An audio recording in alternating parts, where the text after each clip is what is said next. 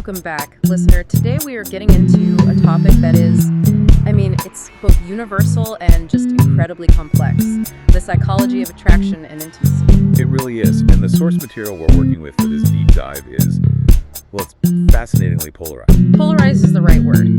On one side, you have these highly prescriptive, almost clinical breakdowns of seduction strategies, the real how-to of generating pursuit. And then on the other side, you get the nuanced, really complex reality of long-term connection, sustained desire, all drawn from the work of expert relationship therapists. Exactly. And that contrast, the game versus let's call it the foundation, that's what we're here to map out. Right.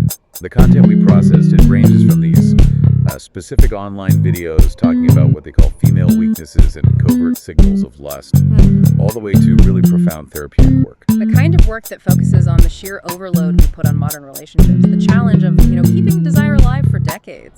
And navigating conflict. So our mission here is neutrality. We're just going to map the psychological triggers and hidden signals that one side claims create attraction. And then we'll balance that map with the principles that seem to be required for genuine, lasting relational intelligence. The goal is for you to walk away well-informed, not overwhelmed. Yeah, you should understand both the surface game of attraction and the deeper mechanics of intimacy. And what becomes clear almost immediately is that whether you're looking at the short game of attraction or the long game of commitment, it all comes down to managing the perception of value. Value and availability. That's the core lever in both systems. It's just, applied in very different ways. Okay, let's unpack this. We're starting with the claim. The specific psychological levers that these sources say can instantly create intense attraction and pursuit, often supposedly bypassing rational thought completely. So we begin with this concept that the prescriptive sources label the approval vacuum. The approval vacuum, okay. Yeah. The central claim is that women have this sort of addiction to male validation, but, this is the key, that validation is only effective when it's deliberately withheld. Right. So any freely given approval, according to this model, is just considered worthless. Worthless. Because it's abundant, it's unearned, but scarce selective approval that's framed as priceless. And this is where the strategy comes in. Exactly. The supposed psychological weakness is that women can't help pursuing validation from men who make them work for it. That pursuit, that effort to earn approval, that creates the investment. It creates the psychological investment, and that investment, in turn, creates the attraction. So the moment a man starts approving of everything, he loses his value. If he's selective, he becomes more precious. I have to pause there. It sounds like this entire system is built on the idea that the quickest way to show you have high value is to show you have low availability. That's it. It's a pure application of supply and demand to human emotion. And the source material really emphasizes this is all instinctive, not conscious. Yes, and it's dramatically amplified by status. Which brings us right to social proof. Which is another huge factor these sources lean on. Pre-selection. The idea that when a woman sees other women showing interest in you, flirting, laughing at your jokes, just standing near you, it signals that you're a high-value commodity. They call it a herd mentality and claim the attraction intensifies regardless of any rational thought. It supposedly triggers a competitive drive to secure the high-value item. And that idea of perceived value, it extends directly to competence, right? It does. We see this concept they call capability attraction. So demonstrating mastery in any domain. It could be fixing a car, solving a complex problem at work, even just being good at a hobby. It signals overall competence. Exactly. It's less about the specific skill and more about the simple fact that you are competent at something. It's interpreted as a guarantee of success and capability across the board. I see. So the attraction is triggered more by your position in a social hierarchy, high status, being the center of a group, than by, say, being a kind person. That's the argument. They root it in an evolutionary drive for a partner who can acquire resources and solve problems. They literally label it an evolutionary weakness. That's pretty intense material. And it ties directly into the next theme, which is decisive leadership. The sources claim that men who lead decisively making decisions without asking for permission or constantly seeking input are intensely attractive. Wait, what does decisive leadership look like on a Sunday afternoon? Does this mean being demanding? Not demanding, more like defining the frame. According to these sources, constantly deferring decisions, always asking, where do you want to eat? What do you want to do? It forces the woman into what they call masculine leadership mode. And the claim is that putting her in that decision-making role just kills her attraction. Kills it, both sexually and relationally. So when a man says, "I've got the reservations, we're going here," the idea is that it allows the woman to relax into a more receptive, feminine space. I can see the psychological appeal of having the burden of choice taken away. Precisely. And for older men, this kind of leadership, when it's coupled with, emotional self-sufficiency and real confidence earned over decades, it's presented as a huge sexual advantage. It signals genuine status. So if we synthesize all this prescriptive advice, it's pretty straightforward. Stop chasing. Stop trying to impress. Instead, you're supposed to embody the prize. And you do that by maintaining independence, having standards, and being strategically unpredictable. Vary your response times, maintain boundaries on availability, keep things uncertain. Because unpredictable rewards, as the sources argue, are just inherently more addictive than predictable ones. It's fascinating how much this initial game relies on controlling information and managing that scarcity. But we need to shift from external performance to hidden signals. Right, because the sources next turn to the private, often concealed reality of female desire. And the argument here is that women communicate interest through a really sophisticated range of covert signals, verbal, nonverbal, physical, specifically to maintain plausible deniability, in case they decide to pull back. This is where the decoding gets really niche. And interesting, we're talking about women using phrases that apparently mean the exact opposite of their surface meaning, like the hesitation loop. Yes. Phrases like, "I'm not usually like this," or "we shouldn't do this." The idea is they're used to maintain her own self-narrative of being thoughtful and in control. So the key for the man is to respond calmly to the subtext. Acknowledge her thoughtfulness, but don't pressure her to stop. Show you have non-anxious confidence. And my personal favorite, the invitation disguise. Ah, yes. The domestic incompetence cue. Exactly. Something like saying she's bad at cooking while, casually mentioning she has ingredients at her apartment. The sources explicitly note that as a cover for a sexual invitation. A way to create proximity in a private setting while giving her complete plausible deniability. That's a next-level interpretation of, let's get a frozen pizza. It says a lot about the perceived social cost of just expressing desire directly. And then there's the comfort checkpoint. When she says, "I feel so safe with you," or "I feel so comfortable with you." Right, the logic is simple. Safety and comfort are the absolute prerequisites for vulnerability and arousal. So, stating that comfort is like a green light, it signals the main barrier to intimacy is gone. And on the physical side, the body apparently betrays intense desire through involuntary responses.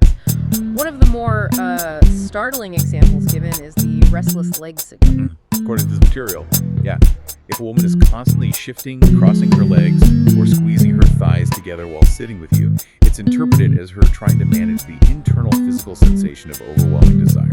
Like an involuntary attempt to contain it. That's the claim. Definitely not something you discuss at a bar. And what about the neck exposure and cooling? Pulling her hair up, fanning herself. That's described as an instinctive response to rising body temperature caused by deep desire. It communicates an internal heat that she might not even be consciously aware she's displaying. And all these involuntary signals, the sources argue, they all support this so-called forbidden truth. Which is that female lust is as raw, primal, and physical as male lust. But it's hidden for social power and to avoid judgment. This desire is framed as being so powerful that the sources even try to identify permanent scars from past experiences. Yes, like the detachment reflex, learning to give the body without the heart during intimacy, or chronic validation hunger, obsessively seeking male approval online. And these are presented as signs that a history of casual encounters has, in their words, damaged her. Which brings us to a strategy for managing these dynamics.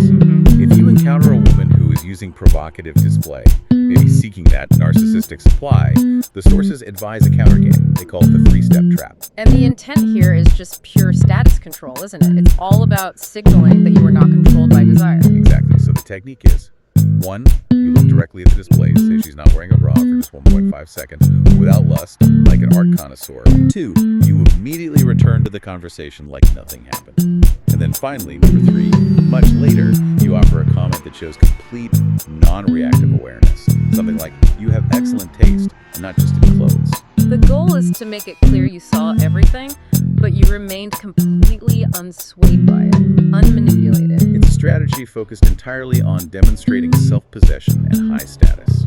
But if all of this strategic maneuvering is the short game, then what happens when those games just inevitably fail or become exhausting to maintain? That's where the relational material comes in, and it offers a dramatic shift in perspective. While strategy might get your foot in the door, the material from relationship therapy has a very different view on what makes a connection last. It seems to emphasize emotional depth, curiosity, managing complexity. Right. And what's fascinating here is the sheer, overwhelming weight we put on modern relationships. I mean, the therapeutic sources note this. The ideology of love today expects us to get everything. Best friend, confidant, therapist, passionate lover, soulmate, all from one person. We are asking one person to provide what an entire village once did. And that massive weight is what causes so many relationships to just crumble. Because the pressure kills the very mystery you need for sustained desire. Desire is killed by the cozy and familiar. The sources say if you want to feel alive, you have to introduce risk and novelty. So how do you inject novelty without just resorting to chaos? It means creating situations where you meet your partner and yourself in a new context. It could be travel, new shared activity, or, crucially, revealing a vulnerability you've always held back. It's about replacing the certainty of routine with exploration. And that ties directly to maintaining individual space, I'd imagine. Absolutely. The therapeutic sources highlight that intense fusion where partners become undifferentiated. It eliminates the magnetic pull of desire. You need your own interests, your own friends. That creates the necessary mystery. It fuels what they call the erotic self, the part of you that's playful and responsive. And this focus on exploration is why communication shifts so dramatically. It goes from games to genuine curiosity. The advice is to ask deep, non-aggressive questions to build real intimacy. They mention the trust projection question, which is, it's a genius technique for bypassing defenses. It is. Instead of demanding to know her needs, you make them hypothetical. You ask, if you were with someone who made you feel completely safe, what would you want them to know about what you need? By phrasing it that way, she can express deep needs safely, and her mind just naturally projects you, the listener, into the role of the person who can fulfill them. And that emotional safety, the feeling of being truly seen and understood, that's a powerful trigger for attraction that follows connection, rather than coming before it through tactics. On the flip side, these sources are also very clear about what a man should not do to maintain self-respect and lasting attraction, the non-negotiable boundaries. Absolutely essential. First, do not let a woman control you by weaponizing sex, rewarding you when you comply and withholding when you don't. That destroys the power balance. And do not tolerate disrespect. The advice is to address the very first sign of trouble, or you leave silently with confidence. Because that first sign of disrespect, if you let it slide, it becomes the floor for all future behavior. And finally, don't let her control the relationship framework. Constantly deferring decisions, letting her organize your entire social life, it sets her up for what they call mother mode. And that shifts the dynamic from passionate partner to organizational lead. The sources are uniform on this. It leads to a rapid loss of instinctual sexual craving. The partner who sets the frame maintains the role of the desirable man. So this deep dive, it's shown us the two sides of the relational coin. On one hand, you've got the tactical side, all about leveraging scarcity and status to generate lust. And on the other, the relational side, focused on cultivating safety, depth, and curiosity for sustained desire. But what's fascinating is where these two, seemingly polarized paths actually converge. Right. Whether you're applying a strategic forbidden rule or asking a deep, vulnerable question, the power comes from the same core foundation: genuine independence, earned competence, and emotional steadiness. Performance of status without real presence, that eventually leads to burnout and rejection. Whereas real self-sufficiency creates the gravity that naturally draws women in, whether it's for a night or for a lifetime. We noted earlier the high expectation in modern love asking one person to provide what an entire village once did. So in light of the emphasis we've discussed on individuation maintaining a powerful self outside the relationship to fuel desire. And the focus on the value of external social connections, like friendships, the constancy and reflection they provide. We're left with a question for you to consider. If true independence is the ultimate key to attracting and maintaining desire, how much responsibility does separating your emotional fulfillment from your romantic partner truly hold for the aliveness and health of your primary intimate relationship? Is reliance on your village the secret to making your partner feel less like a crutch and more like a chosen co-adventurer. Keep that curiosity alive.